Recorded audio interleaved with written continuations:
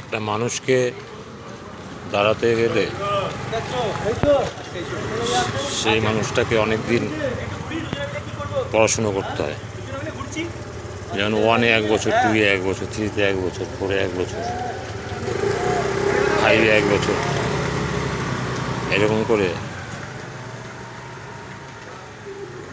10, 11, 12, তারপর কলেজ, এই 15-20 বছর তাকে পড়াশুনো করতে হচ্ছে মানুষ হিসাবে তৈরি হওয়ার জন্য।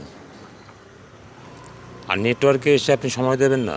নেটওয়ার্কে এসেও আপনাকে অন্তত 1000টা দিন তো আপনাকে দিতে হবে।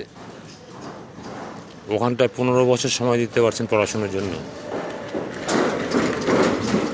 আর নিজের কেরিয়ারের জন্য, নিজের ইনকামের জন্য আপনি 1-2 বছর দিতে পারবেন না, তাহলে আপনার কেরিয়ারটা কী করে হবে? চাকরির জন্য আমরা ওয়েট করতে পারি 2 বছর, 3 বছর।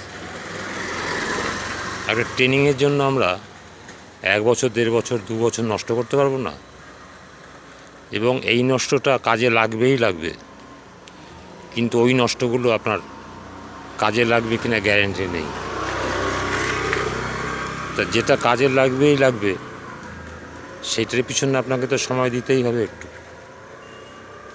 তাই বলছি, বুঝে চলাই ভালো। একটু বুঝে চলুন, দেখবেন সঠিক কেরিয়ার, সঠিক জায়গা আপনি পাবেন।